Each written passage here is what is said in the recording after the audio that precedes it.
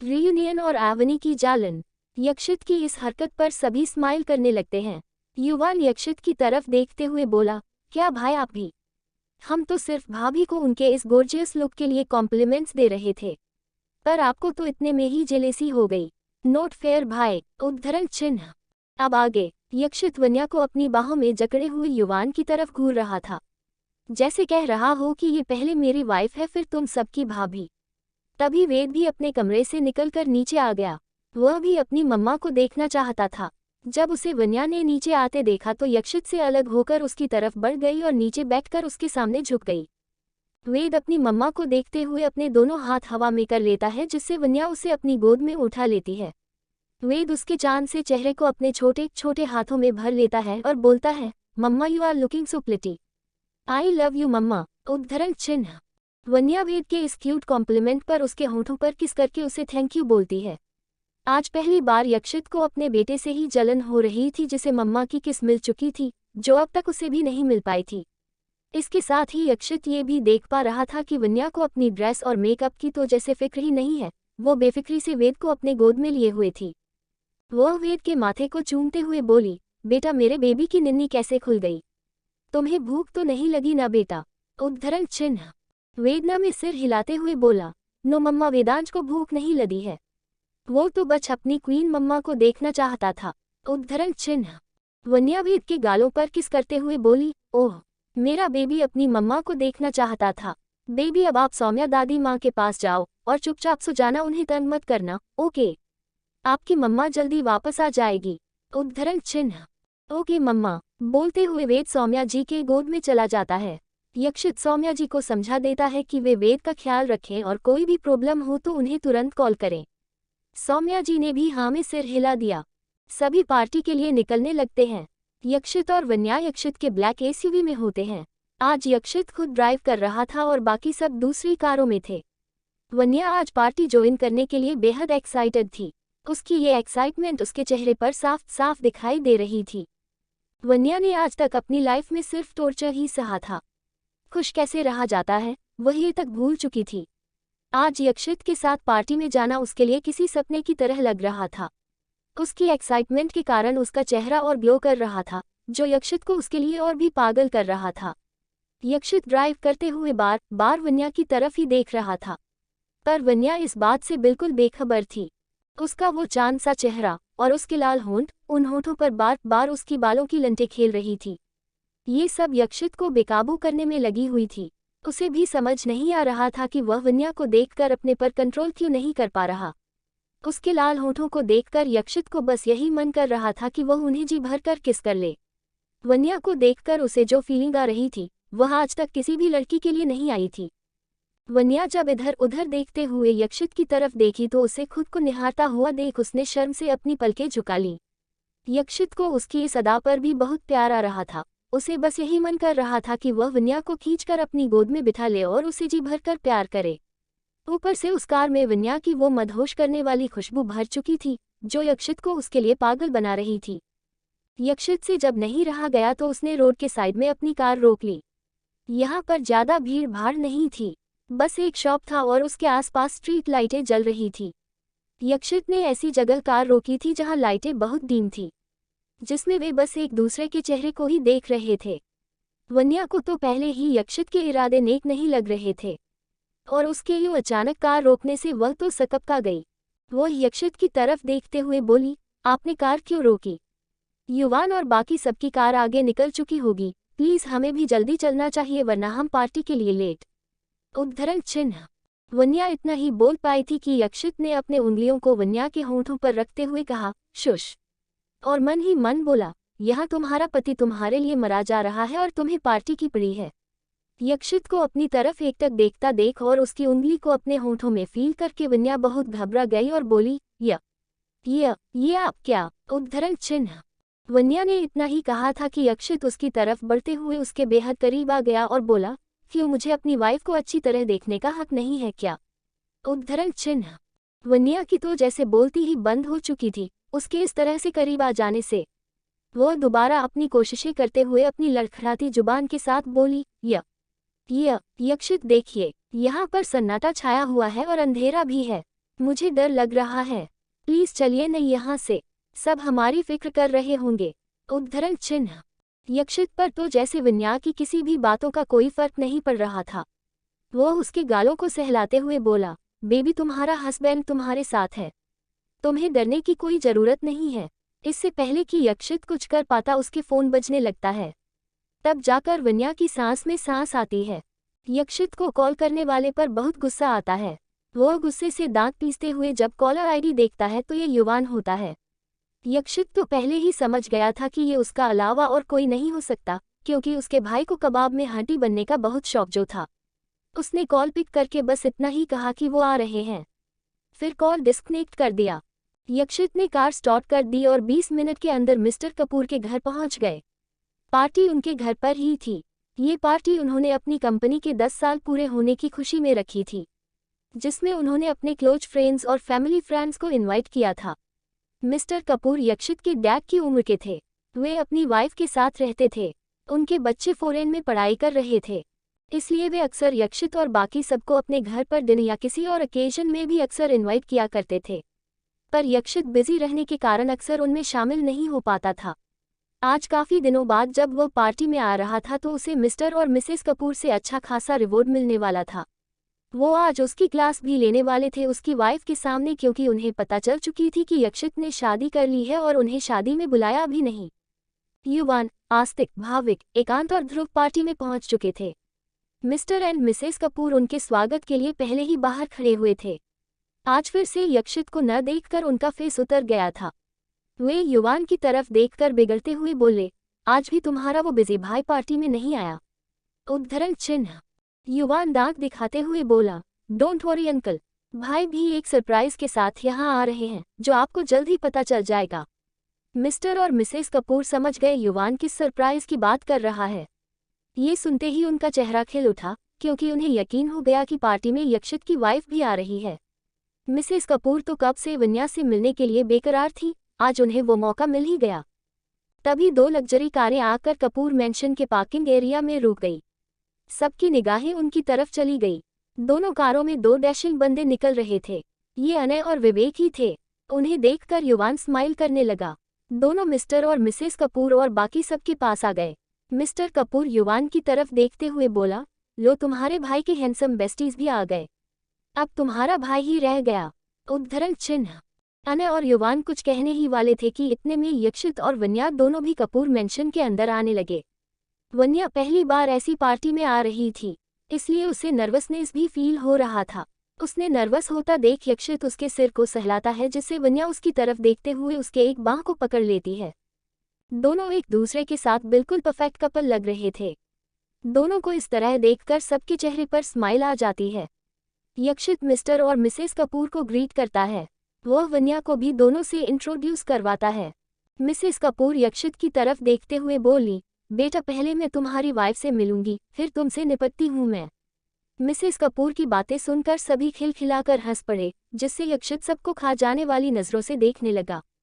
विवेक और अनय यक्षित की टांग खींचते हुए बोले, हाँ हाँ आंटी, आप इसकी अच्छे से खबर लेना, बहुत दिनों बाद तो आपके हाथ आया है ये। यक्षित उन दोनों को कातिल नजरों से देखने लगा, जैसे कह रहा हो, तुम दोनों भी तो बड़े दिनों बाद मेरे हाथ लगे हो, थोड़ी देर रुक जाओ फिर सारी मस्ती उतारता हूँ तुम्हारी। उद्धरण चिन्ह। मिसेस कपूर सबको साइड करते हुए वन्या के पास गईं। वन्या उनके पैर छूने के लिए झुकने को हुई तो मिसेस कपूर ने उसे बीच में ही रोक लिया और उसके चांद से चेहरे को अपने हाथों में भरते हुए यक्षित की तरफ देखकर बोली, मानना पड़ेगा बेटा, तुम तो मेरे लिए चांद सी बहू लेकर आए हो।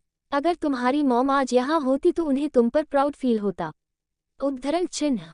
वे एक नज़र वन्या को देखती है, फिर अपनी एक सर्वेंट आरती से कहकर कुछ लाने के लिए बोलती है। थोड़ी देर बाद आरती गिफ्ट बॉक्सेस के साथ वहां हाजिर हो जाती है। इन दोनों बॉक्स को वे वन्या की तरफ बढ़ा देती है और उसके सिर पर प्यार से हाथ फेरते हुए बोली, बेटा ये तुम्हारी आंटी की तरफ से तुम्हारी मुंह दिखाई की गिफ्ट। उद्धरण चिन्ह। वन्या एक नज़र यक्षित की तरफ देखती है। वह अपने आंखों के इशारे से हाँ कहता है, जिससे वन्या वो गिफ्ट रख लेती है और अपनी स्वीट वॉइस में मिसेस कपूर को थैंक यू बोलती है।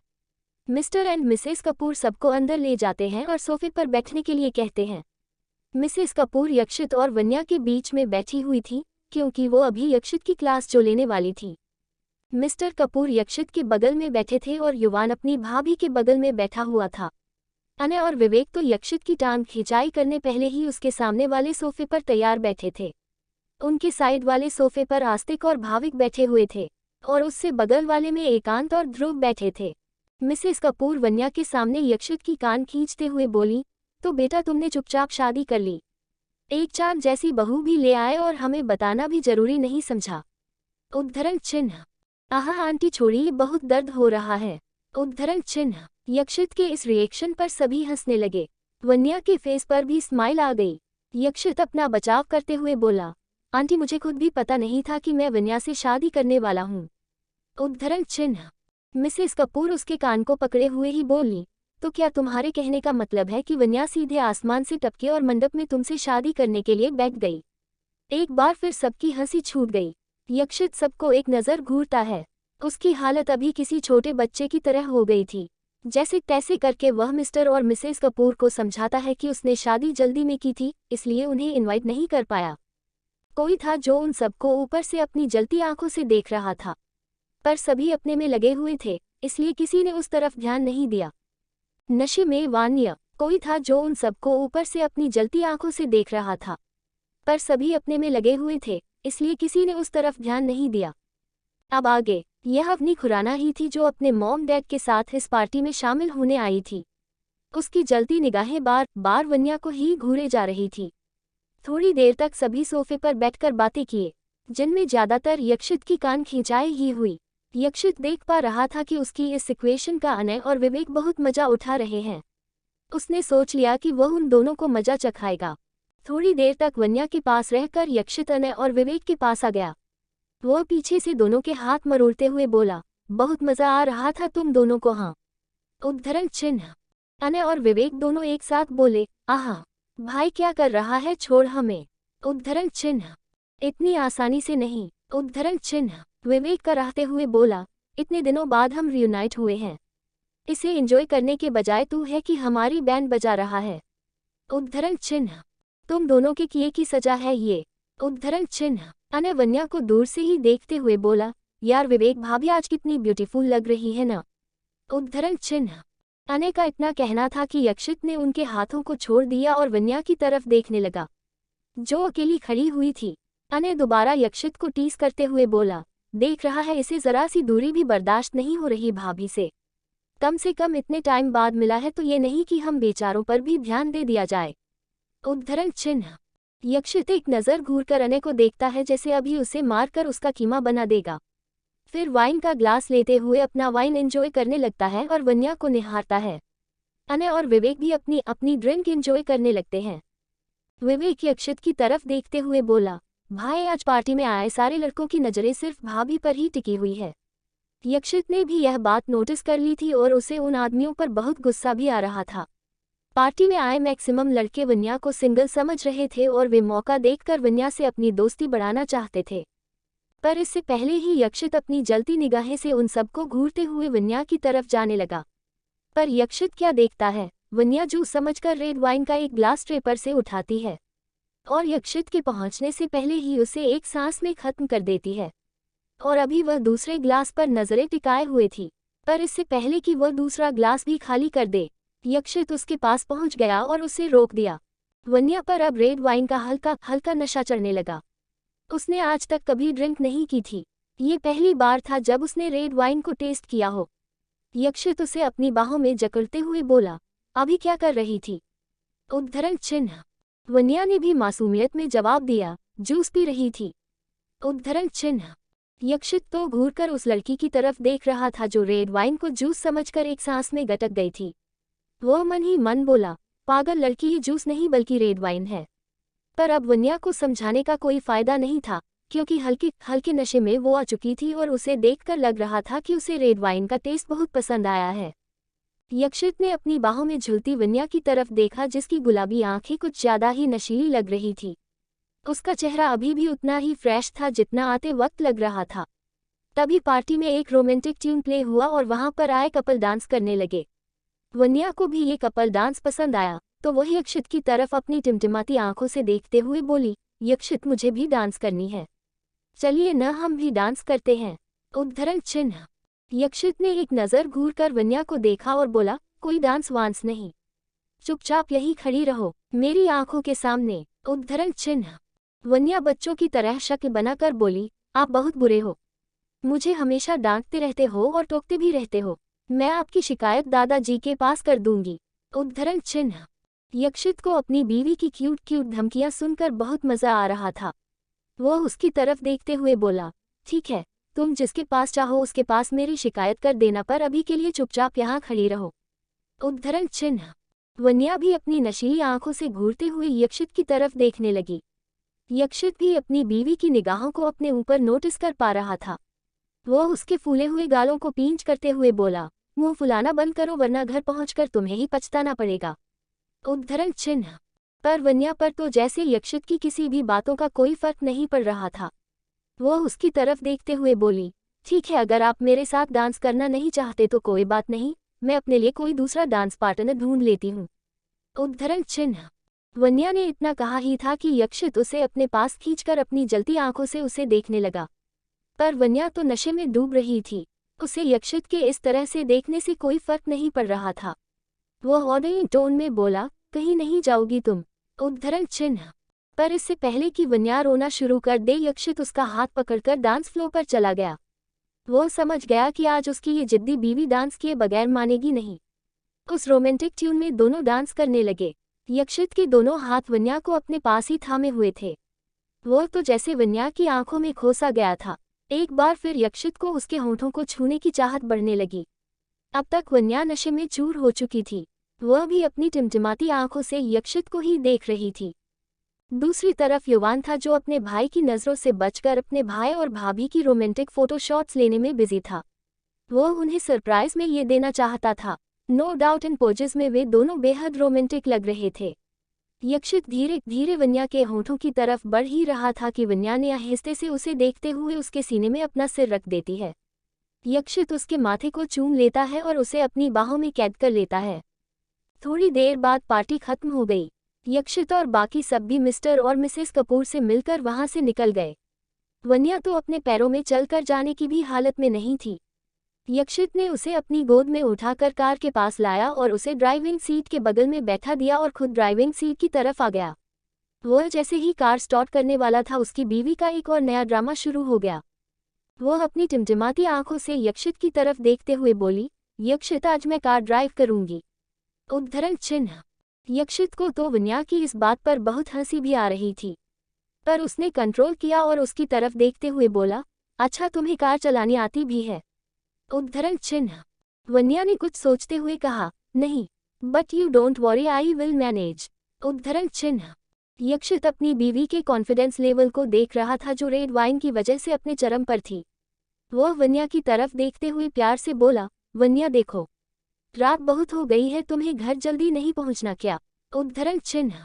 वन्या ने अपनी टिमटिमाती आंखों से हाँ में सिर हिला दिया, क्योंकि उसे घर तो पहुंचना था। यक्षित भी कार स्टार्ट करने वाला था, पर वन्या ने उसका हाथ पकड़ते हुए कहा, पर आज मुझे कार चलाने का बहुत मन कर रहा है। उद्धरण चिन्ह। यक्षित को तो कुछ समझ नहीं आ रहा था कि वह वन्या को कैसे हैंडल करे। कुछ सोचते हुए उसने कहा, ठीक है, आज कार न मैं चलाऊंगा और न तुम। ये कहते हुए उसने कार की ऑटोमेटिक ड्राइविंग फीचर ऑन कर दी।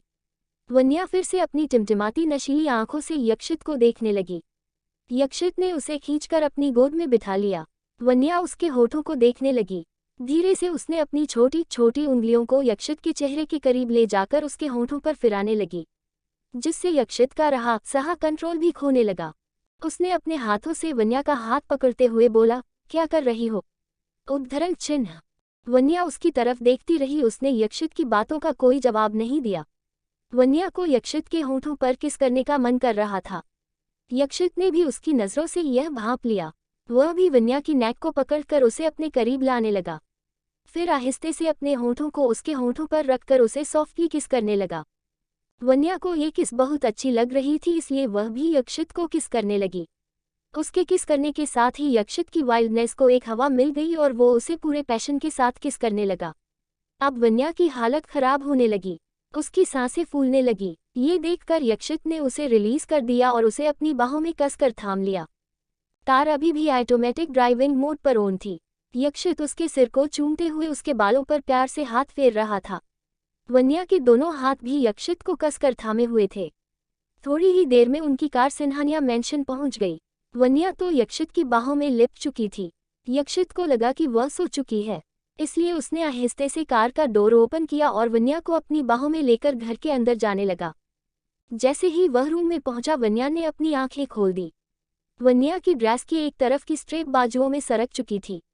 यक्षित उसे ठीक करते हुए उसके करीब गया तो वन्या ने अपने दोनों हाथों से यक्षित के कॉलर को पकड़कर उसे अपने करीब करते हुए कहा, मुझे आपकी लिप्स का टेस्ट बहुत पसंद आया, मैं इसे दोबारा टेस्ट करना चाहती हूँ। उद्धरण चिन्ह। यक्षित तो अपनी बीवी की बातों को सुनता ही रह गया। उसे नहीं लगा था कि उसकी बीवी को उसकी किस इतनी पसंद आ जाएगी। वह जानता था कि वन्या अभी नशे की हालत में है और वह नहीं चाहता था कि उससे वन्या की सहमति के बिना उसके साथ कुछ कर बैठे। इसलिए वह वन्या को रोकते हुए बोला, अभी नहीं, तुम बहुत थक गई हो, इसलिए चुपचाप सो जाओ। हम। उद्धरण चिन्ह। पर वन्या नहीं मानी। उसे तो आज हर हाल में यक्षित को किस करनी ही थी। जब यक्षित ने देखा कि वन्या नहीं मानने वाली है तो वह उसके करीब आया और उसके गालों को अपने हाथों में लेकर उसके होंठों पर बहुत ही सॉफ्ट किस की और उससे अलग होते हुए बोला, अब तुम सो जाओ, ओके। उद्धरण चिन्ह। वन्या पर भी नशे की हालत में एक अलग ही जुनून सवार था। वह भी बोल पड़ी, आपने जैसे कार में मुझे किस किया था बिल्कुल वैसे ही किस कीजिए। वन्या को तो पता ही नहीं था कि वह नशे में क्या बोले जा रही है। यक्षित भी ये समझ पा रहा था कि अगर वह नशे की हालत में नहीं होती और अगर ये सब यक्षित ने उससे कहा होता तो अब तक वह शर्म के मारे मर चुकी होती। यक्षित को पता थी कि अभी वन्या उसकी किसी भी बातों को समझने की हालत में नहीं है, पर फिर भी वह उसके गालों को अपने हाथों में लेते हुए बोला, अभी तुम्हारी हालत ठीक नहीं है। जब तुम पूरे होश में रहोगी तो मैं तुम्हें वैसा ही किस करूंगा जैसे कार में किया था, ओके। उद्धरण चिन्ह। मैं आपको किस कर रहूंगी। यक्षित को पता थी कि अभी वन्या उसकी किसी भी बातों को समझने की हालत में नहीं है, पर फिर भी वह उसके गालों को अपने हाथों में लेते हुए बोला, अभी तुम्हारी हालत ठीक नहीं है। जब तुम पूरे होश में रहोगी तो मैं तुम्हें वैसा ही किस करूंगा जैसे कार में किया था, ओके। उद्धरण चिन्ह। अब आगे। वन्या ने अपनी टिमटिमाती नशीली आंखों से यक्षित की तरफ देखा। वह उसकी तरफ झुकते हुए अपनी लड़खड़ाती जुबान के साथ बोली, मैं आपको किस करके ही रहूंगी। अब यक्षित के लिए वन्या को कंट्रोल करना बहुत मुश्किल हो रहा था। अभी थोड़ी देर पहले वह खुद भी वन्या को किस करने के लिए पागल हो रहा था, पर तब वह पूरे होश में थी और अभी पूरी तरह नशे की आगोश में जा चुकी थी। इसलिए यक्षित कंट्रोल करना चाहता था। यक्षित उसे संभालते हुए उसके दोनों कंधों को पकड़े हुए था। आखिर में वह यक्षित के होंठों तक पहुंच गई और उन्हें किस करने लगी। वह किसी छोटे बच्चे की तरह उसे किस कर रही थी। यक्षित को अपनी बीवी की इस क्यूट हरकत पर बहुत प्यार आ रहा था। उसका जी कर रहा था कि वह भी उसे किस करे, पर उसे अच्छा से पता थी कि एक बार अगर वह कंट्रोल से बाहर हो गया तो वह वन्या को हट कर देगा, जो कि वह नहीं चाहता था। इसलिए वह सिर्फ वन्या के किसेस को फील कर रहा था और उसकी कमर को कसकर थामे हुए था। जब वन्या ने जी भर कर उसके होंठों को टेस्ट कर लिया तो वह अपने आप अलग हो गई। इस किस के दौरान यक्षित ने अपने आप को किस तरह से कंट्रोल किया हुआ था वह ही जानता था। उसके लिए एक पल भी वन्या से दूर रहना बर्दाश्त नहीं हो रहा था, पर उसने बर्दाश्त किया और वन्या ने भी थोड़ी देर बाद उसके होंठों को छोड़ दिया। उसके बाद उसने अपनी नशीली आंखों से यक्षित को देखा और अपनी आंखें बंद करके उसके सीने से लिपट गई। यक्षित ने उसे अपनी बाहों में थाम लिया। अभी उसे वन्या पर बहुत प्यार आ रहा था। वह स्माइल करते हुए उसे देखता है और कहता है, पागल लड़की। फिर आहिस्ते से झुककर उसके सिर को किस कर लेता है। थोड़ी देर तक वह यूं ही वन्या को अपनी बाहों में थामे हुए था। फिर जब उसे लगा कि वह नींद के आगोश में जा चुकी है तो उसने आहिस्ते से उसे बेड पर लिटाया। फिर उसने वन्या की सैंडल उतारी। उसकी नज़र उसके ड्रेस पर गई। उसे लगा कि अगर इन कपड़ों में वह रात भर रहेगी तो ठीक से नहीं सो पाएगी, इसलिए उसने उसे चेंज करने का फैसला किया। वह वन्या की क्लोजेट में जाकर एक प्रिंसेस नाइट गाउन ले आया और उसे बेड पर रखकर आहिस्ते से वन्या को अपनी बाहों में लेकर उसके ड्रेस की जिप को उतारने लगा। थोड़ी देर बाद वह उसकी ड्रेस उतार कर उसे प्रिंसेस नाइट गाउन पहना देता है और उसकी तरफ झुककर उसके बालों के जुड़े को खोल देता है।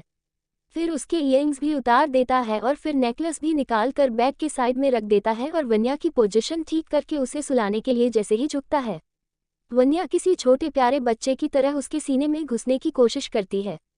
यक्षित स्माइल करता है और प्यार से उसके सिर को सहलाते हुए उन्हें चूम लेता है। वह भी वॉशरूम में आकर फ्रेश हो जाता है और अपने कपड़े चेंज कर लेता है। फिर वह वापस बेडरूम आता है तो उसकी नज़र अपनी खूबसूरत वाइफ पर पड़ती है जो अपनी जिद पूरी करके अभी इत्मीनान से सो रही थी। वह उसके करीब गया और मुस्कुराते हुए बोला, कल जब अपने कपड़े चेंज देखेगी तो मेरा खून पी जाएगी ये। फिर उसके सिरहाने के पास बैठकर उसके नाक को खींचते हुए बोला, वाइफी तुमने तो मुझे आज सरप्राइज ही कर दिया। मुझे तुम्हारा ये अंदाज बहुत पसंद आया। ये बोलते हुए वह झुककर वन्या के गालों को किस कर लेता है। वह उसके सोते हुए मासूम चेहरे की तरफ देखते हुए बोला, तुमने आज अपने हस्बैंड को बहुत परेशान किया है न, बट यू डोंट वरी, इसकी सजा तुम्हें मिलेगी। कल सुबह मैं तुम्हारी एक हरकतें याद दिलाऊंगा। तुम्हारे चेहरे का बदलता एक्सप्रेशन देखने का मजा ही कुछ और होने वाला है। ये कहते हुए वह आहिस्ते से झुककर उसके होंठों पर एक सॉफ्ट किस कर लेता है और उसके बगल में लेट जाता है। वन्या नींद में कुनकुनाते हुए यक्षित के करीब आकर उसके सीने से लिपट जाती है। यक्षित उसे अपनी बाहों में थाम कर सो जाता है। अगली सुबह रोज की तरह आज भी यक्षित की नींद जल्दी खुल गई। वैसे तो वन्या भी जल्दी उठने वालों में से ही थी। उसे अग्रवाल हाउस में सारा काम करना पड़ता था, इसलिए उसे सुबह 5 बजे उठने की आदत हो गई थी। वो सिन्हानिया मैंशन में भी जल्दी उठती थी, पर यक्षित ने उसे जल्दी उठने से मना किया हुआ था। वह नहीं चाहता था कि उसकी वाइफ यहाँ भी काम करे, इसलिए वह उसे लेट से उठने के लिए कहता था। आंखें खुलते ही यक्षित ने सबसे पहले अपनी बाहों में लिपटी वन्या का चेहरा देखा, जिसके चेहरे पर एक अलग ही मासूमियत झलक रही थी। उसके शांत चेहरे को देखकर यक्षित स्माइल करने लगा और धीरे से बोला, अभी थोड़ी देर बाद तुम्हारे इस चेहरे का सुकून जाने वाला है। फिर उसके माथे को चूमते हुए वह बेड से उठ गया और वॉशरूम की तरफ चला गया। वह फ्रेश होकर अपना रूटीन फॉलो करते हुए जिम में चला गया। थोड़ी देर बाद वह वापस आया, तब भी वन्या सो ही रही थी। उसे पहले ही पता था कि वन्या अभी सो रही होगी, क्योंकि कल रात उसने ड्रिंक किया हुआ था, इसलिए वह चाहता था कि जब उसका सारा नशा उतर जाए तभी उसकी नींद खुले। वह एक नज़र वन्या की तरफ देखते हुए वॉशरूम में गया और थोड़ी देर बाद ऑफिस के लिए रेडी होकर बाहर आ गया। लाइट ब्लू शेड की फॉर्मल शर्ट और ब्लैक पैंट के कॉम्बिनेशन में वह बेहद डैशिंग लग रहा था। उसने अपने ब्लेजर को साइड में रखा हुआ था। अपने शर्ट की स्लीव्स एल्बो तक मुड़े हुए थे, जिसमें वह बेहद हॉट लग रहा था। उसने एक हाथ में अपनी एक्सपेंसिव रिस्ट वॉच पहनी हुई थी, जो उसके लुक को और भी क्लासी बना रहा था। अब वह वन्या के उठने का वेट कर रहा था। उसने भी ज़्यादा देर वेट नहीं कराया और 10 मिनट के अंदर ही वह कसमसाते हुए अपनी आंखें खोल लेती है। आंखें खुलते ही वह सबसे पहले यक्षित का स्माइल करता हुआ चेहरा दिखता है। यक्षित के चेहरे पर स्माइल दिखना मतलब ईद के चांद की तरह ही था। उसे यकीन नहीं होता, इसलिए वह दोबारा आंखें मलकर उसे देखती है। अब उसे पूरा यकीन हो जाता है कि यह यक्षित है, पर उसे ये समझ नहीं आ रहा होता कि सुबह सुबह उसका पति उसे देखकर स्माइल क्यों कर रहा है। यक्षित वन्या की उधेड़बुन देख रहा था और मन ही मन खुश हो रहा था। वह उसके करीब गया और उसके बिखरे बालों को कानों के पीछे करते हुए बोला, गुड मॉर्निंग वाइफी। वन्या ने भी गुड मॉर्निंग कहा। फिर कुछ सोचकर यकायक वन्या की नज़र अपने कपड़ों पर गई। यक्षित कब से यही तो चाहता था कि उसकी बीवी अपने कपड़ों पर ध्यान दे। अपने चेंज हुए कपड़े देखकर वन्या की आंखें बड़ी बड़ी हो गई। जहां तक उसे याद था वह तो रेड पार्टी ड्रेस में थी, फिर उसके कपड़े चेंज कैसे हुए। उसने अपनी चोर नज़रों से यक्षित को देखा। यक्षित भी अपनी बीवी की इन हरकतों को नोटिस कर रहा था और मन ही मन स्माइल कर रहा था। वह उसे और परेशान करने के लिए उसके करीब गया और उसके गालों को अपने हाथों में भरकर उसे सहलाते हुए बोला, क्या हुआ बेबी, तुम परेशान लग रही हो, मुझे बताओ क्या बात है। उद्धरण चिन्ह। यक्षित वन्या के सामने बिल्कुल इनोसेंट बन रहा था। वन्या तो बस यही सोचने में लगी हुई थी कि कल उनके बीच कुछ हुआ तो नहीं, क्योंकि पार्टी से कार तक आने के बाद क्या हुआ उसे कुछ भी याद नहीं था। वह यक्षित के अचानक से करीब आ जाने से अनकंफर्टेबल हो गई। उसकी हार्ट बीट भी फास्ट हो गई। वह उससे नजरें चुराते हुए बोली, वो मेरे कपड़े चेंज। उद्धरण चिन्ह। यक्षित उसकी तरफ देखते हुए बोला, अरे हाँ, तुम्हारे कपड़े, मैं भी कब से यही नोटिस कर रहा था। तुम्हारे कपड़े तो तुम पर बहुत अच्छे लग रहे हैं। उद्धरण चिन्ह। वन्या, नहीं, मैं कह रही थी कि मेरे कपड़े किसने चेंज किए। उद्धरण चिन्ह। वन्या की बातें सुनकर यक्षित कंट्रोल नहीं कर पाया और उसकी हंसी छूट गई, क्योंकि अपने कपड़े चेंज देखकर उसकी हालत बहुत खराब हो गई थी। उसे हंसता हुआ देख वन्या को यक्षित पर बहुत गुस्सा आ गया और वह शेरनी बनते हुए उसके कॉलर को अपने मुलायम हाथों से पकड़ते हुए बोली, आप हंस क्यों रहे हैं? मैं यहाँ परेशान हूँ कि मेरे कपड़े किसने। वन्या ने इतना कहा ही था कि यक्षित ने अपनी हंसी कंट्रोल करते हुए अपनी उंगली वन्या के होंठों पर रखते हुए शुश कहा, वह उसकी आंखों में आंखें डालते हुए बोला, तुम्हें क्या लगता है ये काम मेरे अलावा और कौन कर सकता है? उद्धरण चिन्ह। वन्या अपनी आंखें बड़ी करके यक्षित को देखते हुए बोली, क्या आपने मेरे कपड़े चेंज किए? उद्धरण चिन्ह। यक्षित वन्या के उन हाथों को जिसने उसके कॉलर को पकड़े हुए थे उसे अपने हाथों में लेते हुए उसे टीस करके कहा, उफ उफ उफ। डॉट डॉट, तुम्हारी बॉडी के वो तिल तो मुझे पागल ही कर रहे थे। तुम्हारे बैक के राइट साइड वाले तिल ने मेरी जान ही ले ली थी। तुम्हें तो बिल्कुल भी नहीं पता कि कल रात तुम कितनी वाइल्ड हो गई थी। मुझे तुम्हें कंट्रोल करना बहुत मुश्किल हो रहा था और आखिर में मुझे अपने आप को तुम्हें सरेंडर करना ही पड़ा। इसके साथ ही यक्षित के फेस एक्सप्रेशन भी एकदम रियल लग रहे थे। पर वन्या को यक्षित की बातों में बिल्कुल यकीन नहीं था कि वह ऐसा कुछ भी कर सकती है। पर वह ऐसा भी तो नहीं कह सकती थी कि उसने कुछ नहीं किया है, क्योंकि कल रात उसने क्या क्या उसे तो खुद भी याद नहीं था। पर फिर भी वह जबरदस्ती कॉन्फिडेंट होने का नाटक करते हुए बोली, आपने मुझे बेवकूफ़ समझा है क्या जो मैं आपके किसी भी बात में आ जाऊंगी? आप कुछ भी कहानियां बनाएंगे और मैं मान लूंगी। उद्धरण चिन्ह। यक्षित को अपनी बीवी की इस अदा पर भी बहुत प्यार आ रहा था। मन कर रहा था कि वह अभी उसे किस कर ले, पर वह अभी ऐसा नहीं कर सकता था क्योंकि उसे तो अपनी बीवी को परेशान करने में बहुत मजा आ रहा था। वह भी समझ पा रहा था कि वन्या अंधेरे में तीर छोड़ रही है ताकि वह उसकी बातों में आकर सब सच बता दे। पर यक्षित का मूड भी आज वन्या को छोड़ने का नहीं कर रहा था, इसलिए वह वन्या की कमर को पकड़कर अपनी तरफ खींचते हुए अपने चेहरे के करीब लाकर बोला, अच्छा, नशे में तुम थी या मैं? तुम्हें तो कुछ होश भी नहीं था, बस यही रट लगाए जा रही थी कि आज मैं आपको अपना बना कर ही रहूंगी। उद्धरण चिन्ह। वन्या को यक्षित की बातें सुनकर बहुत शर्म भी आ रही थी। वह उसके मुंह पर हाथ रखते हुए बोली, ये आप बेशर्मों की तरह एक ही बात बार बार रिपीट करके मुझे एम्बैरेस मत कीजिए। वन्या भी सोच में पड़ गई कि आखिर सच में तो यक्षित की बातें सही नहीं हैं, क्योंकि जिस कॉन्फिडेंस से वह ये सब बोल रहा था वन्या भी धोखा खा रही थी कि उसकी बातें सच भी हो सकती है। To be continued. Yakshit meets Shaan. Vanya को यक्षित की बातें सुनकर बहुत शर्म भी आ रही थी। वह उसके मुंह पर हाथ रखते हुए बोली, ये आप बेशर्मों की तरह एक ही बात बार बार रिपीट करके मुझे एम्बैरेस मत कीजिए। वन्या भी सोच में पड़ गई कि आखिर सच में तो यक्षित की बातें सही नहीं हैं, क्योंकि जिस कॉन्फिडेंस से वह ये सब बोल रहा था वन्या भी धोखा खा रही थी कि उसकी बातें सच भी हो सकती है। अब आगे वन्या अपने दिमाग पर जोर डालने की कल रात आखिर हुआ क्या था। पर वह जितना ज्यादा जोर डालने की कोशिश करती, उसका सिर उतना ही दर्द से फट रहा था।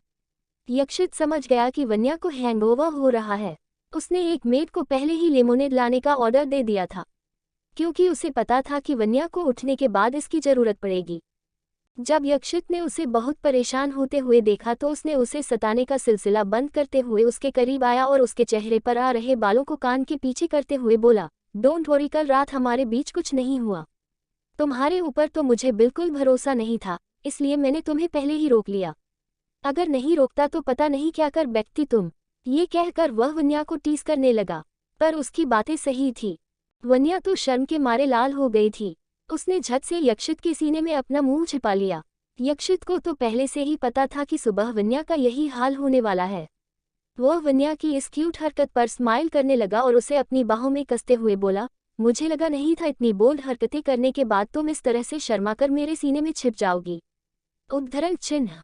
वन्या को तो अब और ज्यादा शर्म आने लगी। यक्षित ने थोड़ी देर बाद आहिस्ते से वन्या की कमर को पकड़कर खुद से अलग किया और उसके होठों की तरफ झुकने लगा। वन्या उसकी आंखों में खोकर देखते हुए बोली, आप ये क्या कर रहे हैं? उद्धरण चिन्ह। यक्षित उसके होठों के नजदीक आकर बड़े ही सिडक्टिव वे में बोला, कल रात की बातें तुम इतनी जल्दी भूल गई। बट यू डोंट वॉरी, तुम्हारा हस्बैंड है तुम्हें सब याद दिलाने के लिए। यक्षित के इतना बोलते ही वन्या का गला सूखने लगा। यक्षित उसके गालों पर अपना उंगली चलाते हुए बोला, क्या हुआ बेबी, तुम ठीक हो ना? वन्या डरी सहमी सी हाँ में सिर हिला देती है। यक्षित अपनी बातें जारी रखते हुए बोला, कल रात तुम ही मेरे लिप्स को टेस्ट करने के लिए पागल हो रही थी। वन्या के होठों को अपने अंगूठे से सहलाते हुए, तुमने कहा था कि तुम्हें मेरे लिप्स का टेस्ट बहुत पसंद आया और तुम उसे अभी के अभी टेस्ट करना चाहती थी, पर तुम नशे की हालत में थी, इसलिए मैंने तुम्हें रोक दिया। पर अब जब तुम पूरे होश में हो तो मैं तुम्हारी ये विश पूरी करना चाहता हूँ। उद्धरण चिन्ह। वन्या अपनी बड़ी बड़ी आंखों से यक्षित को ही देख रही थी। उसे समझ ही नहीं आ रहा था कि वह ऐसी हरकतें कर सकती है। यक्षित उसके होठों की तरफ झुकते हुए बोला, चलो आज मैं तुम्हें दिखाता हूँ कि किस कैसे की जाती है। वन्या तो यक्षित की तरफ देखती ही रह गई।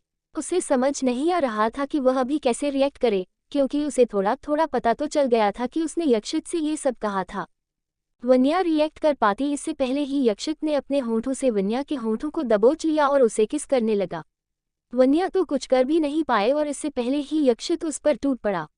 उसके लोअर लिप्स को अपने होंठों के बीच दबाकर वह उसे किस करने लगा। वन्या ने छूटने की कोशिश की, पर यक्षित ने पहले ही इसका इंतजाम कर लिया था। उसने उसकी कमर को कसकर पकड़ लिया था, जिससे वह चाहकर भी छूट नहीं पा रही थी। थोड़ी देर बाद उसने छूटने की कोशिश नहीं की और अपने आप को यक्षित की पकड़ से बिल्कुल ढीला छोड़ दिया। वह आंखें बंद किए हुए ही उसके होठों को अपने होंठ पर फील करने लगी। जब यक्षित ने ये फील किया तो उसकी किस और डीप होने लगी, पर इस किस का सिलसिला ज्यादा देर तक जारी नहीं रहा। वेद अपने छोटे छोटे कदमों से यक्षित के कमरे में आ गया, जिससे न चाहते हुए भी यक्षित को वन्या को रिलीज करना पड़ा। वह थोड़ी देर तक उसे और किस करना चाहता था। अब जाकर वन्या को राहत मिली। वेद अपने छोटे छोटे हाथों का सहारा लेते हुए बेड पर डैडी कहते हुए चढ़ गया। वन्या उसके सिर पर प्यार से हाथ फेरते हुए मन ही मन बोली, थैंक्स बेटा, आज आपने अपनी मम्मा को डैडी से बचा लिया। यक्षित ने भांप लिया कि वन्या क्या सोच रही है। वह वेद को अपनी बाहों में लेते हुए वन्या की तरफ झुक गया और उसके कानों के पास अपने होंठ ले जाकर बोला, इस बार तो तुम बच गई, पर नेक्स्ट टाइम तुम्हें बचाने के लिए कोई नहीं होगा। वन्या बड़ी बड़ी आंखों से यक्षित को देखने लगी। यक्षित उसके गालों को सहलाते हुए बोला, ऐसे मत देखो बेबी, वरना मैं खुद को कंट्रोल नहीं कर पाऊंगा। उद्धरण चिन्ह। वन्या झट से इधर उधर देखने लगी। यक्षित को वन्या की सिचुएशन देखकर बहुत मजा आ रहा था। वह वेद को अपने सीने से अलग करते हुए उसके मासूम से चेहरे को देखने लगा।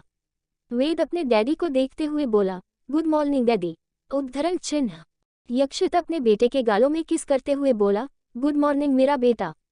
उद्धरण चिन्ह। वेद अपनी मम्मा की बाहों में हाथ डालते हुए बोला, गुड मॉर्निंग मम्मा। वन्या उसके गुलाबी होंठों पर किस करते हुए बोली, गुड मॉर्निंग मेरा बच्चा। यक्षित शरारत भरी निगाहों से वन्या को देख रहा था। वन्या ने ये नोटिस कर लिया, इसलिए वह यक्षित से नजरें चुराने लगी, और उसे इस बात का भी अंदाजा हो गया था कि यक्षित के दिमाग में कुछ तो खुरापात चल रहा है। वह वेद को अपनी गोद में लेते हुए बोला, बेबी आपको नहीं लगता मम्मा को बिल्कुल आपकी तरह ही प्यारी सी किस्सी देकर आपके डैडी को गुड मॉर्निंग विश करना चाहिए। छोटा वेद भला अपने डैडी के खतरनाक इरादों को कैसे समझ सकता था, पर उसे अब अपनी मम्मा को अपने डैडी को किस्सी देते हुए देखना था। इसलिए वह वन्या की तरफ देखते हुए प्यार से बोला, यच मम्मा प्लीज आप डैडी को वैसे ही किसी देकर गुड मॉर्निंग बोलो ना। उद्धरण चिन्ह। वन्या को तो पहले ही समझ आ गया था कि यक्षित के मन में कुछ तो चल रहा है। यक्षित ने भी वन्या के इरादों को सही साबित कर दिया। वन्या घूरकर यक्षित की तरफ देखने लगी और मन ही मन बोली, मुझे अभी दबोचने के बाद भी इनका मन नहीं भरा। उद्धरण चिन्ह। अपनी मम्मा को यूं सोच में गुम देखकर वेद अपने छोटे छोटे हाथों से वन्या के हाथ को हिलाते हुए बोला, मम्मा आप डैडी को किस्सी दो ना। उद्धरण चिन्ह। वन्या भी अपने बेटे को अपने बाहों में भरते हुए बोली, बेबी ऐसी प्यारी प्यारी किसेस आप जैसे क्यूट बेबीज को दी जाती है, डैडी को नहीं। ओके। उद्धरण चिन्ह। वेद अपने डैडी के काम को आसान करते हुए मासूमियत में बोला, मम्मा डैडी भी तो क्यूट है ना, बिल्कुल मेरी तरह। वन्या अब अपने बेटे की मासूम से जवाब पर क्या ही बोले। यक्षित तो मन ही मन बहुत खुश हो रहा था। आज उसे अपने बेटे पर प्राउड फील हो रहा था। वन्या यक्षित के चेहरे की तरफ झुकते हुए उसे सॉफ्ट किस करके गुड मॉर्निंग बोलकर पीछे हट रही होती है। तभी यक्षित एक बार फिर उसके होंठों को अपने होंठों के बीच दबोच लेता है। जब से उसने उसे पहली बार किस किया था, उसे एक बार और किस करने की चाहत आ गई। ऐसा करते हुए यक्षित वेद की आंखों पर अपने एक हाथ रख देता है और वन्या को एक बार फिर डीपली किस करने लगता है। वन्या देख पा रही थी कि यक्षित ने किस तरह वेद की आंखों को अपने हाथों से कवर किया हुआ है। ये देखकर वह मन ही मन मुस्कुराने लगती है और इसलिए उसकी इस क्यूट हरकत पर वह यक्षित को किस बैक भी करती है। जब वह जी भरकर अपनी इच्छा पूरी कर लेता है तो वन्या को रिलीज कर देता है। उसे तो अब भी वन्या को छोड़ने का मन नहीं कर रहा था, पर अभी उसका प्यारा बेबी भी वहीं पर था और ज्यादा देरी तक वह उसकी आंखों पर अपने हाथ नहीं रख सकता था। इसलिए उसने वन्या को छोड़ दिया, पर इससे पहले ही उसने वन्या को एक लव बाइट भी दी उसके होंठों पर, ताकि वह इस किस को भुला ना पाए। यक्षित के अचानक बाइट करने से वन्या चीख पड़ी। अब तक यक्षित ने वेद के आंखों में से अपने हाथ हटा लिए थे। उसकी चीख सुनकर वेद वन्या की तरफ अपनी मासूम आंखों से देखते हुए बोला, क्या हुआ मम्मा, आप ठीक हो? उद्धरण चिन्ह। वन्या यक्षित की तरफ घूरते हुए बोली, हाँ बेटा मैं ठीक हूँ। उद्धरण चिन्ह। वेद मासूमियत में बोला, मम्मा आप जोल छे क्यों तिल्लाई, आपको किसी किले ने बाइट किया? उद्धरण चिन्ह। वन्या अपने होठों को सहलाते हुए यक्षित की तरफ देखकर बोली, हाँ बेटा, आपकी मम्मा को एक जहरीले कीड़े ने बाइट कर दिया। वन्या को खुद को इस तरह से घूरता देख यक्षित मन ही मन स्माइल कर रहा था। वन्या यक्षित को इग्नोर करते हुए वेद को अपनी गोद में बिठा कर बोली, क्या बात है, मेरा बेबी बहुत क्यूट लग रहा है। उद्धरण चिन्ह। वेद वन्या की तरफ देखते हुए स्माइल करके बोला, मम्मा आज वेदांश की बेस्ट फ्रेंड आजता का बर्थडे है, इसलिए वेदांश ने भी क्यूट क्यूट कपड़े पहने हैं। उद्धरण चिन्ह। वन्या उसके गालों को सहलाते हुए बोली, अरे वाह, आज मेरे बेबी की बेस्ट फ्रेंड का बर्थडे है, तो बच्चा आपने उसके लिए क्या गिफ्ट लिया है? यक्षित दोनों माँ बेटे की प्यारी प्यारी बातों को स्माइल करते हुए सुन रहा था। वेद अपने हाथों से बताते हुए बोला, मम्मा वेदांश ने अपनी बेचती के लिए इतना सारा चॉकलेट खरीदा है। वन्या उसकी मासूमियत पर स्माइल किए बिना रह नहीं पाई, उसने उसके गालों पर किस कर लिया। वेद बेड से नीचे उतरने की कोशिश करने लगा तो यक्षित ने उसे अपनी बाहों में भरते हुए कहा, बेबी आप कहाँ जा रहे हो? डैडी मैं किंडरगार्टन जा रहा हूँ, वहाँ आजता मिला वेद कल नहीं होगी। यक्षित अपने बेटे की मासूमियत से भरी बातें सुनकर स्माइल करने से खुद को रोक नहीं पाया और उसे बेड से नीचे उतार दिया। वेद फुदकते हुए कमरे से बाहर निकल आया। उसके जाते ही यक्षित एक बार फिर अपनी शरारत भरी निगाहों से वन्या को देखने लगा। वन्या जो अभी भी यक्षित के बाइट किए हुए होठों को सहला रही थी, उसकी नज़र यक्षित पर पड़ गई जो प्यासी नज़रों से अभी भी उसे ही देख रहा था। जैसे ही वह उसकी तरफ बढ़ने लगा, वन्या उसे रोकते हुए बोली, अभी इतनी जोर से काटने के बाद भी आपका पेट नहीं भरा, जो अभी भी भूखी नज़रों से मुझे देख रहे हैं। उद्धरण चिन्ह। उसकी इस क्यूटनेस पर यक्षित को बहुत प्यार आ रहा था। वह उसकी कमर को कसकर पकड़ लेता है और अपनी तरफ खींचते हुए बोला, बेबी उसे लव बाइट कहते हैं, और रही बात मेरी भूखी नज़रों की तो मुझे तुम्हारी क्यूटनेस से अब प्यार हो गया है, इसलिए अब तो मैं तुम्हें चाहकर भी खुद से दूर नहीं रख पाऊंगा। उद्धरण चिन्ह। वन्या अपनी टिमटिमाती आंखों से यक्षित को देखने लगी। एक बार फिर उसे सिर दर्द होने लगा तो यक्षित ने उसे लेमोनेड पिला दिया, जिससे थोड़ी ही देर में उसका सिर चकराना बंद हो गया। उसे जब लगा कि वन्या अब ठीक है तो उसने उसे अपनी बाहों में उठाकर वॉशरूम की तरफ ले गया और उसे बाथटब में बिठाते हुए बोला, खुद से नहा लोगी या मैं हेल्प करूं? उद्धरण चिन्ह। वन्या उसे घूरते हुए बोली, कितने बेशर्म हैं आप, आपको शर्म नहीं आती ऐसी बातें करते हुए? उद्धरण चिन्ह। यक्षित उसे टीस करते हुए बोला, जान अभी तुमने मेरी बेशर्मी देखी कहाँ है? वन्या को एक आंख मारते हुए वह वॉशरूम से बाहर आ गया। वन्या तो उसे देखती ही रह गई। जब से वन्या ने उसे किस किया था, यक्षित पर तो जैसे उसका एक अलग ही नशा चढ़ा हुआ था। थोड़ी देर बाद वन्या शॉवर लेकर बाहर आ गई। उसने देखा कि यक्षित अभी भी सोफे पर बैठा हुआ है। वन्या अभी बाथरोब में थी, उसके बाल अभी गीले थे और उनमें से एक भीनी भीनी खुशबू आ रही थी। वह यक्षित की तरफ देखते हुए बोली, आप ऑफिस नहीं गए आज? उद्धरण चिन्ह। यक्षित वन्या को अपनी तरफ खींचकर उसे अपनी गोद में बिठा लेता है। वन्या उठने की कोशिश करती है तो वह उसकी कमर को कसकर पकड़ लेता है और फ्लर्ट करने के अंदाज में बोला, जिसकी तुम जैसी खूबसूरत बीवी हो, वो भला अपनी बीवी को छोड़कर ऑफिस कैसे जाए? उद्धरण चिन्ह। यक्षित की बातें सुनकर वन्या का एक बार फिर गला सूखने लगा। उसकी ऐसी बातें सुनकर उसकी धड़कनें बढ़ जाया करती थी। वह अपने धड़कनों को काबू में करते हुए बोली, मैं देख रही हूँ आपको, कल से आप बहुत अजीब अजीब बिहेव कर रहे हैं। उद्धरण चिन्ह। यक्षित उसके डर को और बढ़ाते हुए बोला, तुम जानना नहीं चाहोगी मेरे इस चेंज बिहेवियर का राज? उद्धरण चिन्ह। वन्या उसकी नज़रों को भांपते हुए अभी यक्षित से पीछा छुड़ाना ही सही समझती है। वो यक्षित पर से उठते हुए बोली, मुझे नहीं जानना। उद्धरण चिन्ह। यक्षित भी उसे ज़्यादा परेशान नहीं करता और उसकी तरफ देखते हुए बोला, रेडी हो जाओ, हम आज शॉपिंग पर जा रहे हैं। उद्धरण चिन्ह। वन्या उसकी तरफ देखते हुए बोली, पर क्यों? और वैसे भी मेरे पास अभी सारी चीज़ें हैं, मुझे किसी भी चीज़ की ज़रूरत नहीं, तो मुझे शॉपिंग करने की भी ज़रूरत नहीं है अभी। उद्धरण चिन्ह। यक्षित उसकी तरफ देखते हुए बोला, यार तुम पहली लड़की हो जिसे उसका पति सामने से शॉपिंग के लिए बोल रहा है और तुम हो कि उसे मना कर रही हो। उद्धरण चिन्ह। वन्या उसकी तरफ देखते हुए बोली, क्योंकि अभी आपकी वाइफ के पास सब कुछ तो है न, और उसे फालतू में अपने पति के पैसे बर्बाद करने का कोई शौक नहीं है। ये बोलते हुए उसे अपने पिछले दिनों के इंसिडेंट याद आ गए जब वह अग्रवाल हाउस में रहती थी। उसे सोच में डूबा देख यक्षित पूछने लगा, क्या सोच रही हो? उद्धरण चिन्ह। वन्या सामने की तरफ देखते हुए बोली, यही कि पैसों की कीमत क्या होती है। ये मैं अच्छी तरह समझती हूँ। जब पैसों की कमी की वजह से मैं फाइनल ईयर के एक पेपर में नहीं बैठ पाई थी, तब मुझे पता चली थी कि पैसों की कीमत क्या होती है। मेरे पैसे खत्म हो गए थे और डैड को तो कभी मेरी ज़रूरतों का ध्यान आया ही नहीं। ये कहते हुए वन्या की आंखें नम हो गईं। यक्षित को पता थी कि वन्या पार्ट टाइम जॉब्स करके अपने एक्सपेंसेस खुद उठाती थी। उसके डैडी को उसके होने न होने से कोई फर्क नहीं पड़ता था। यक्षित उसके पास गया और उसे अपने सीने से लगा लिया। फिर थोड़ी देर बाद वह उससे अलग हुआ और उसके गालों को अपने हाथों में भरते हुए बोला, वन्या, तुम अब यक्षित राय सिन्हानिया की वाइफ हो। अब तुम्हें पैसों के बारे में सोचने की बिल्कुल भी जरूरत नहीं है। इन सब का ख्याल रखने के लिए तुम्हारा पति है। उद्धरण चिन्ह।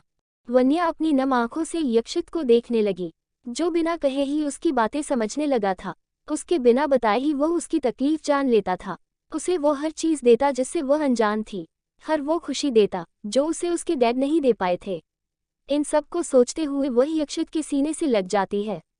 यक्षित उसे अपनी बाहों में थाम कर उसके पीठ को सहलाने लगता है और उसके कानों के पास जाकर बोला, रेडी हो जाओ, हम अभी जाने वाले हैं। उद्धरण चिन्ह। वन्या यक्षित से अलग हुई और उसकी तरफ स्माइल करके देखते हुए हाँ में सिर हिला दिया। यक्षित ने एक ड्रेस देते हुए उससे कहा, इसे पहनो। वन्या ने हाँ में सिर हिलाते हुए यक्षित के हाथों में से वह ड्रेस ले ली। थोड़ी देर में वह तैयार होकर बाहर आ गई। उसके लंबे बाल खुले थे जिससे वे हवा में लहरा रहे थे। कानों में छोटे छोटे डायमंड इयरिंग्स पहने हुए थे जो उस पर बहुत जच रहे थे। वन्या ने डार्क पिंक कलर का एक मिड लेंथ गाउन पहना हुआ था। यह एक स्ट्रैपी गाउन था जिसमें वन्या की गोरी बाहें अच्छे से नजर आ रही थी। ओवरऑल इस लुक में वह बेहद खूबसूरत लग रही थी। यक्षित की तो उस पर से नजरें ही नहीं हट रही थी। वह स्माइल करते हुए यक्षित की तरफ देखकर बोली, कैसी लग रही हूँ? उद्धरण चिन्ह। यक्षित अब क्या ही बोले। वन्या तो उसकी इमेजिनेशन से भी ज्यादा खूबसूरत लग रही थी।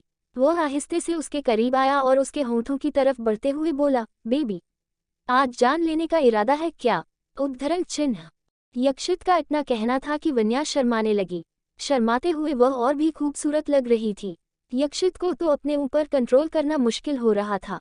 वैसे तो उसे अपने आप पर पूरा कंट्रोल था, पर जब से उसने वन्या को किस किया था, उसका ये कंट्रोल अब उसके काबू में नहीं था। यक्षित को अपनी होठों की तरफ बढ़ता देख वन्या को लगा कि यक्षित एक बार फिर उसके मुलायम होठों को बेरहमी से काट देगा, इसलिए वह अपने होठों पर अपना हाथ रखते हुए मासूमियत से बोली, नहीं, मुझे अभी अपने होंठ नहीं कटवाने। उद्धरण चिन्ह। उसकी मासूमियत से भरा जवाब सुनकर यक्षित खुद को स्माइल करने से रोक नहीं पाया। उसने वन्या को अपनी बाहों में उठा लिया और उसके गालों को चूमते हुए उसे कार के पास ले आया और उसे आहिस्ते से बिठाकर दूसरे तरफ आकर ड्राइविंग सीट में बैठ गया। वह आज खुद ही ड्राइव करने वाला था। थोड़ी ही देर में उनकी कार मॉल के वीआईपी पार्किंग एरिया में पार्क हो गई। वे दोनों अंदर आ गए। आज ज्यादातर मॉल खाली ही था, कुछ गिने चुने कस्टमर्स ही थे। यक्षित वन्या का हाथ पकड़कर कपड़ों के सेक्शन की तरफ जाने लगा। तभी एक लड़का जो वन्या को देखते हुए उसकी तरफ आने लगा, पर वन्या इस बात से बिल्कुल बेखबर थी। वह तो बस वहां की लग्जरी को देखने में लगी हुई थी, क्योंकि इतने बड़े मॉल में वह आज तक नहीं आई थी। शॉपिंग करना तो दूर की बात थी। To be continued. वन्या की शॉपिंग। थोड़ी ही देर में उनकी कार मॉल के वीआईपी पार्किंग एरिया में पार्क हो गई। वे दोनों अंदर आ गए। आज ज्यादातर मॉल खाली ही था, कुछ गिने चुने कस्टमर्स ही थे। यक्षित वन्या का हाथ पकड़कर कपड़ों के सेक्शन की तरफ जाने लगा। तभी एक लड़का जो वन्या को देखते हुए उसकी तरफ आने लगा, पर वन्या इस बात से बिल्कुल बेखबर थी। वह तो बस वहां की लग्जरी को देखने में लगी हुई थी, क्योंकि इतने बड़े मॉल में वह आज तक नहीं आई थी। शॉपिंग करना तो दूर की बात थी। अब आगे यक्षित की नज़र जैसे ही उस लड़के पर पड़ी, यक्षित की भौहें तन गई, क्योंकि वह वन्या की तरफ ही आ रहा था। जब वन्या की नज़र उस लड़के पर पड़ी तो वह लड़का स्माइल करने लगा। वन्या का तो मुंह ही बन गया। ये लड़का शांत था, कॉलेज के दिनों में वन्या का क्लासमेट था और उसे पसंद भी करता था। वो स्माइल करता हुआ वन्या की तरफ देखते हुए बोला, वन्या तुम, व्हाट अ प्लेजेंट सरप्राइज। ये कहते हुए वह वन्या की तरफ अपना एक हाथ बढ़ा देता है। ये देखकर यक्षित को शान पर बहुत गुस्सा आता है। वन्या उसका पोपट करते हुए उसे हाथ जोड़कर बस नमस्ते कर देती है, जिससे यक्षित मन ही मन बहुत जोर से हंसता है। वो यक्षित की तरफ देखता हुआ उससे भी हैंडशेक करता है। यक्षित उससे कैजुअली हाथ मिलाते हुए बोला, हु आर यू? उद्धरण चिन्ह। शान वन्या की तरफ स्माइल करते हुए बोला, आई एम वन्याज बॉयफ्रेंड। उसके इतना कहते ही यक्षित अपनी गुस्सैल आंखों से उसे घूरने लगा। वन्या भी खा जाने वाली नजरों से शान को घूरती है। कॉलेज के टाइम उसे पता चल गया था कि शान उसे लाइक करता है, पर वन्या ने कभी उसमें इंटरेस्ट नहीं दिखाया। वन्या उसका कॉलर पकड़ते हुए बोली, ओ भाई साहब, तब से ये गलतफहमी पाल रखी है आपने। वन्या के मुंह से खुद के लिए भाई साहब सुनकर शान का तो मुंह ही बन गया। वहीं यक्षित को अपनी वाइफ के इस एक्ट से बहुत हंसी आ रही थी। शान अपने दिल को संभालते हुए बोला, वन्या तुम ये क्या कह रही हो? तुम जानती हो न कि मैं तुमसे कितना प्यार करता हूँ। तुम मेरे दिल को ऐसे नहीं तोड़ सकती। उद्धरण चिन्ह। वन्या उसकी तरफ खा जाने वाली नजरों से देखते हुए बोली, तुम्हें शर्म नहीं आती यहाँ सबके सामने अपना दुखड़ा रोते हुए? और वैसे भी मैंने तुम्हें पहले भी कहा था कि मैं तुमसे प्यार नहीं करती। फिर यक्षित की तरफ देखते हुए एक नज़र शान को देखकर बोली, मैं तो तुम्हें इनका इंट्रोडक्शन देना ही भूल गई। मीट माई हस्बैंड मिस्टर यक्षित राय सिन्हानिया। उद्धरण चिन्ह। शान शॉक्ड होकर यक्षित की तरफ देखते हुए बोला, हस्बैंड? उद्धरण चिन्ह। वन्या भी उसकी तरफ देखते हुए बोली, हाँ हस्बैंड। उद्धरण चिन्ह। शान को लगा नहीं था कि यक्षित वन्या का हस्बैंड निकलेगा। वह हैरानी से अभी भी वन्या की तरफ ही देख रहा था। ये बात सुनकर उसके दिल के 1000 टुकड़े हो चुके थे, पर फिर भी अपने मन में एक आस लेकर उसने झट से वन्या का हाथ पकड़ लिया और बोला, वन्या प्लीज तुम मेरे पास आ जाओ, मैं तुमसे बहुत प्यार करता हूँ। उद्धरण चिन्ह। अब शान अपनी लिमिट्स क्रॉस कर रहा था। ये देखकर यक्षित को बहुत जोर से गुस्सा आया। वह एक झटके में शान को झटक कर वन्या से दूर कर देता है और वन्या को अपनी बाहों में भर लेता है। वह उसकी तरफ अपनी जलती आंखों से देखते हुए बोला, तुम्हारी हिम्मत कैसे हुई यक्षित राय सिन्हानिया की वाइफ को हाथ लगाने की? उद्धरण चिन्ह। वन्या तो यक्षित के चेहरे के एक्सप्रेशन को देखती ही रह गई। उसके चेहरे पर उसके लिए एक पॉजिटिवनेस, एक पागलपन साफ साफ नजर आ रहा था। उसके गुस्से को देखकर एक बार के लिए तो शान भी डर गया। वह यक्षित के बारे में नहीं जानता था, इसलिए उसकी बीवी को हाथ लगाने की गलती कर बैठा। पर अभी भी शान ये झूठी उम्मीद लिए हुए था कि वन्या उसकी हो सकती है, पर अभी उसने रिएक्ट करना सही नहीं समझा और वहां से चलता बना।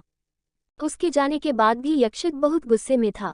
उसका चेहरा डार्क हो चुका था, जिसे देखकर एक बार के लिए वन्या भी डर गई। वह यक्षित के चेहरे को देखते हुए उसके सीने में अपना सिर रख देती है और बोलती है, यक्षित प्लीज आप शांत हो जाए। उद्धरण चिन्ह। यक्षित एक नज़र वन्या के मासूम चेहरे को देखता है जो कि उसे देखकर सहम गई थी। उसने खुद को संभाला और वन्या के सिर को किस करके शॉपिंग के लिए आगे बढ़ने लगा। सबसे पहले वे दोनों साड़ियों के सेक्शन में जाने लगी। यक्षित का एक इम्पोर्टेंट फ़ोन कॉल आ गया था, इसलिए वह उसे अटेंड करते हुए आगे जाने लगा। एक्साइटमेंट में वन्या उससे आगे निकल गई। वहाँ एक से बढ़कर एक डिज़ाइनर साड़ियों का कलेक्शन था। वहाँ ऐसी कोई भी साड़ी नहीं थी जो वन्या को पसंद न आ रही हो। वन्या उन सबको आस भरी नज़रों से देखने लगी। यक्षित कॉल पर बातें कर रहा था, पर अभी भी उसका पूरा ध्यान वन्या पर था। वन्या एक स्टैच्यू के सामने आकर खड़ी हो गई, जिसमें एक बेहद ही खूबसूरत डार्क पिंक कलर की डायमंड वर्क से चमचमाती साड़ी बहुत ही एलिगेंट तरीके से ड्रेप की हुई थी। वन्या अपनी टिमटिमाती आंखों से उस साड़ी को देख रही थी। नो डाउट उसे यह साड़ी पहली नज़र में ही भा गई थी, पर जैसे ही उसने प्राइस टैग पर एक नज़र घुमाया, उसका सिर चकराने लगा। इसके साथ ही उसके सारे अरमानों पर पानी फिर गए, क्योंकि यह साड़ी पूरे 10 लाख की थी। वन्या ने मन ही मन प्राइस टैग देखकर बोला, हे भगवान, ये साड़ी की कीमत है या इस शॉप की? 10 लाख की साड़ी भला कौन पहनता होगा? मैंने अब तक की अपनी पूरी जिंदगी में 10 लाख के कपड़े नहीं पहने। उद्धरण चिन्ह। ये बोलते हुए वह बाकी साड़ीज को देखने लगी। सभी साड़ियाँ एक से बढ़कर एक थी और साथ ही इनकी कीमतें भी एक से बढ़कर एक थी। कोई भी साड़ी 1 लाख से कम की नहीं थी। ये देखकर वन्या को यक्षित पर गुस्सा आ रहा था। वह उसे कोसते हुए बोली, ये यक्षित भी न, पता नहीं मुझे इतने महंगे मॉल में लेकर क्यों आ गए। कितना अच्छा मैंने प्लान किया था कि वो लोकल मार्केट की शॉप नंबर 4 से शॉपिंग कर लेती। वहाँ 1000 में ही कितनी अच्छी अच्छी साड़ियाँ मिल जाती है।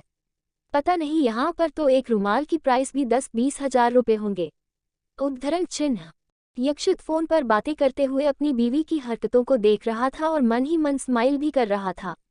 वन्या एक बार हसरत भरी निगाहों से साड़ी की तरफ देखती, फिर अगले पल प्राइस टैग को देखती और उसका साड़ी खरीदने का सपना वहीं धरा का धरा रह जाता। यक्षित यह सब देख रहा था और वन्या की इन क्यूट हरकतों पर उसे बहुत प्यार आ रहा था। थोड़ी देर बाद वह कॉल डिस्कनेक्ट करके वन्या के पास आया और उसके गालों को सहलाते हुए बोला, बेबी तुमने अब तक कितनी साड़ियाँ सिलेक्ट की? यक्षित के ऐसा कहते ही वन्या उसका हाथ पकड़कर साइड में ले आई और उसके कान के पास फुसफुसाते हुए बोली, यक्षित आपको पता है यहाँ की सभी साड़ियों की कीमत 1 लाख से ऊपर है। मैं आपको बता रही हूँ, हम यहाँ से थोड़ी दूर आगे एक शॉप पर शॉपिंग कर लेते हैं, वहाँ पर 1000 में ही बहुत अच्छी साड़ियाँ मिल जाएगी। उद्धरण चिन्ह। यक्षित अपनी वाइफ की क्यूट बातों को सुनकर मन ही मन स्माइल करने लगा। वह उसके गालों को सहलाते हुए बोला, कोई ज़रूरत नहीं है कहीं और से शॉपिंग करने की, तुम चुपचाप यहीं से अपनी सारी शॉपिंग करोगी। यक्षित की बातें सुनकर वन्या का मुंह बन गया। वह उसके फुले हुए गालों को पींच करते हुए बोला, तुम क्या चाहते हो? तुम्हारा पति तुम्हारे लिए पूरा मॉल ही खरीद ले। यक्षित की बातें सुनकर वन्या बड़ी बड़ी आंखों से उसे देखने लगी, पर यक्षित की बातों से लग रहा था कि वह सच में ऐसा करने वाला है। इसलिए वन्या उसे रोकते हुए बोली, पागल हो गए हैं आप? ठीक है, मैं यहीं से शॉपिंग करूंगी, एक बार सोचते हुए बोली। पर यक्षित यहाँ की साड़ियाँ सच में बहुत। वन्या ने इतना ही कहा था कि यक्षित ने उसके होंठों पर अपनी उंगली रख दी और उसे चुप कराते हुए बोला, शुश। फिर वह वन्या का हाथ पकड़कर उस 10 लाख वाली साड़ी के पास गया जिसे वन्या आस भरी नजरों से देख रही थी। यक्षित ने उसे अटेंडेंट को पैक करने के लिए कहा। उसके बाद एक एक करके उसने उन सभी साड़ियों को पैक कराया जिस पर वन्या ने अपनी नज़र डाली थी। साथ ही उसने भी अपनी पसंद से कुछ साड़ियाँ पैक करवाईं जो वन्या पर बहुत जंचने वाली थी।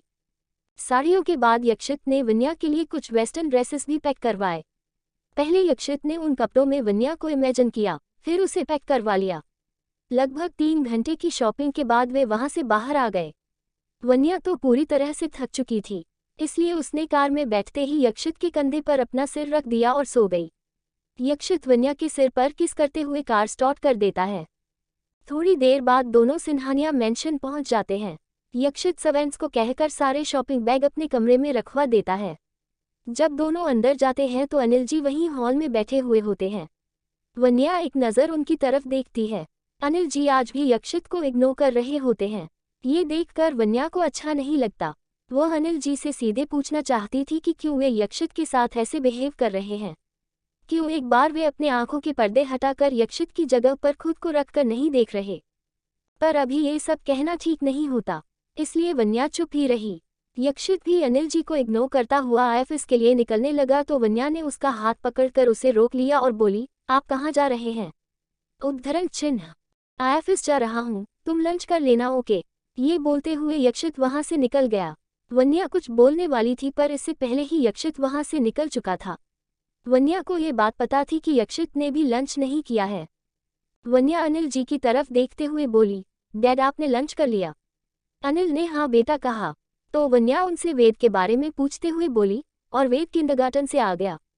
उद्धरण चिन्ह। अनिल जी ने हाँ में सिर हिलाया। तो वन्या उनकी तरफ देखते हुए बोली, डैडी आप रेस्ट कीजिए और याद से विटामिन्स के कैप्सूल्स ले लीजिएगा, मुझे कोई लापरवाही नहीं चाहिए। उद्धरण चिन्ह।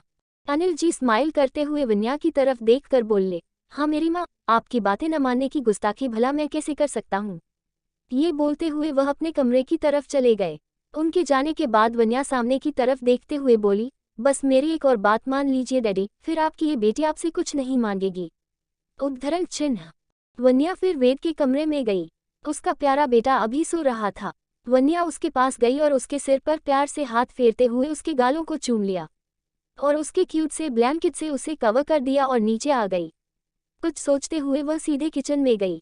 उसने सोचा कि वह लंच बनाएगी और यक्षित और अपने लिए लंच पैक करके यक्षित के ऑफिस जाएगी, क्योंकि उसे पता था कि यक्षित ने भी लंच नहीं किया है। वह लंच रेडी करने में लग गई। उसने यक्षित का फेवरेट इटालियन डिश बनाया था जो यक्षित को काफ़ी पसंद था। रोज की तरह आज भी खाने में से बहुत अच्छी खुशबू आ रही थी। थोड़ी देर वेट करने के बाद वह टिफिन बॉक्स पैक करके यक्षित के ऑफिस के लिए निकल गई। वन्या को ऑटो से सफ़र करने की आदत थी, इसलिए उसे ध्यान ही नहीं आया कि वह कार में से भी यक्षित के पास जा सकती है। उसने पहले ही युवान से यक्षित के ऑफिस का एड्रेस ले लिया था। वह सिन्हानिया मेंशन से बाहर आकर ऑटो का वेट करने लगी। थोड़ी ही देर में उसे एक ऑटो मिल गया और वह यक्षित के ऑफिस के लिए निकल गई।